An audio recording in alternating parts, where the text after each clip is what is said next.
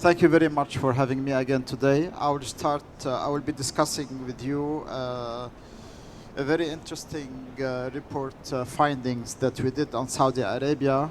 We call it Destination Saudi, whereby in this survey that we've done, we researched 9 countries and we discussed the interest of ultra high net worth individuals to invest in Saudi.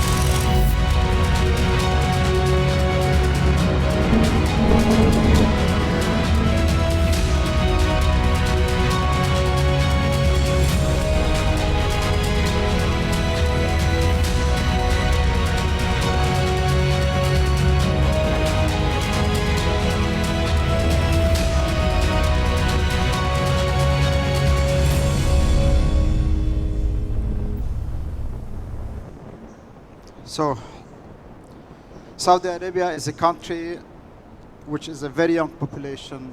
60% of the population is under 30 years of age.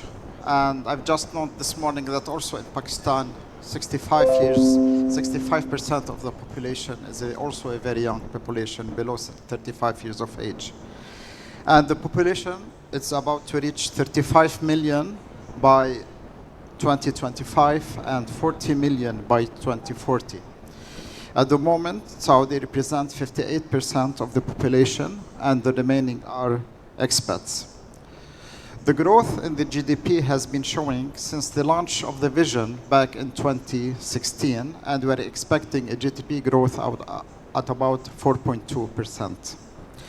So the Vision 2030, launched by His Royal Highness Crown Prince Mohammed bin Salman in 2016, stating the following objectives: boost the FDI to reach 5.7% by 2030, drive unemployment rate down to 7%, which is already achieved. Back in 2016, it was 12%.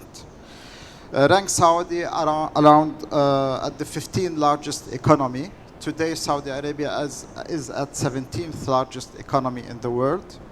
Increase the public investment funds assets to 1.8 trillion US dollars, increased government revenue to 1 trillion Saudi riyal, which is around 266 billion US dollar, which is achieved also, and increase women participation in the workforce to 30%. And this is also achieved. So as we see the vision that was put by 2030, we have around 85% of it achieved today. So this is why Saudi is today trying to diversify its economy away from the oil and introduce new initiatives. So today, the non-oil revenue to the GDP is around 50%. So the tourism and entertainment, social and cultural and infrastructure development, mining, among others. So the Saudi real estate started to evolve within the vision, and today we can see smart projects, eco-friendly buildings, and the market is noticed to continue growing, especially after the launch of the giga projects that we're going to see today. So there has been many investments and projects that were launched across Saudi Arabia. And we're not just talking about Mecca and Medina, but we're talking about a new destination like Taif, Al-Ula, and some projects in the Eastern Province and Riyadh, the capital. So of these projects, we'll find Qiddiya projects, and all the projects that I'm citing today are projects that are under construction. Qiddiya is a project, is a $9 billion project in Riyadh.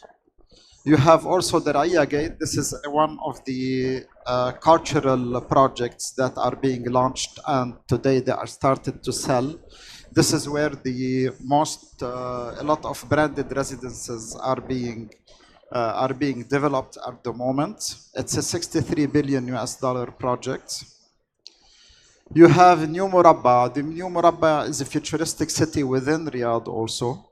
It's still under construction, the infrastructure. So if you visit Riyadh, you will see the infrastructure going around the New Murabba.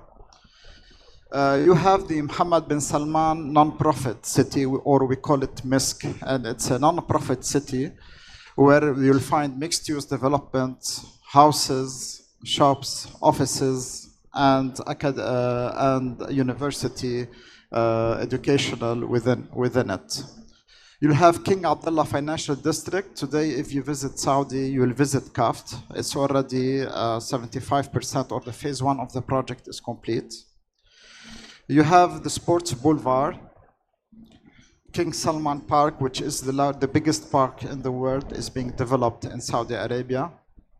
You have Asir Development Authority, our Asir Development. It's an Asir. And NEOM. NEOM is a project under construction. We've worked with them. And NEOM is not just the line. So you have across NEOM several projects, around 23 projects. And today you have projects like Trojena within this project. And you have Magna, which is also under construction, and they will start selling next year. You have Sindala, which they opened last month. It's a resorts and a touristic destination at NEOM. It's already opened and operating. And you have the line, which they are working on the phase 1, which is the 2.4 kilometers, and which will be delivered the first phase, I think, by 2030, 2035. This is their targets. You have the Red Sea. You have around 4 resorts at the moment within this project. Also, they started to sell residential or branded residential buildings. You have Al Ola and Knowledge Economic City, Jeddah Center, Masar Mecca, which is Masar Destination, which is the newest project in Mecca. And you have Cake, or King Abdullah Economic City, which is also a project around 100 kilometers from Jeddah. And Ru'a Al Madina is a project in Al Madina. So, having said all this, we see that the whole country is creating new destinations, and you'll see a lot of projects that are being developed at the moment. However, in our survey, we researched the real estate investment appetite of 506 global Muslims, ultra high net worth individuals, whose net worth is 1.25 trillion US dollars. And we covered 9 countries, which Pakistan was among them. The research Pakistani's ultra high net worth individuals represented 6% of the sample size, with a total net worth of 48 million US dollars. The news is that 82% of the respondents are looking to buy a residence in the holy city. 60% of them find it as a good investment, while 45% are looking to buy for cultural and religious reasons. 30% of the respondents preferred Mecca, followed by Riyadh 25%, and Medina at 19%. So among the Pakistanis, 83% are very interested to buy, which is the highest among the 9 countries studied. So today we are waiting for the freehold law, which is expected to come in March, to be issued.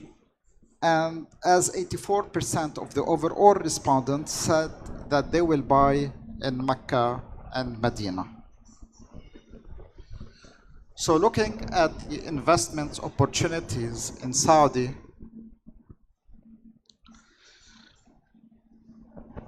the country has a long-term potential supported by governmental initiatives to diversify the economy with a sustainable focus to assure stable returns and expectations.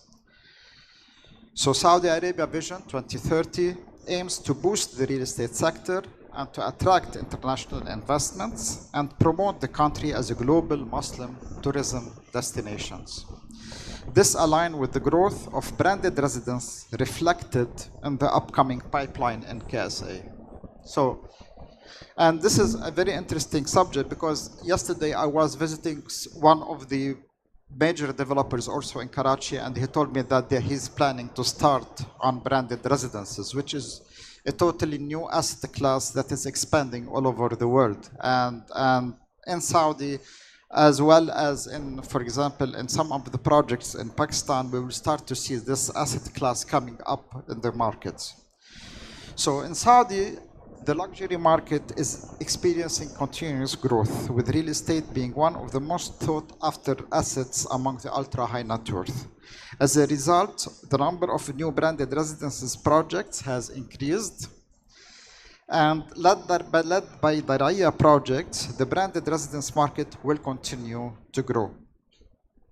So these are some of the brands that are being under construction. Some of them are being completed. So you'll see Four Seasons, you'll see the Ritz-Carlton, you'll see the Elisab, Fendi, among other brands that are opening up in Saudi Arabia. So what is the current situation of owning real estate in Saudi? Early in 2024, the government issued the premium residency visa, and there are 6 programs for the premium residency visa. One of these visas is linked to owning a real estate in Saudi Arabia.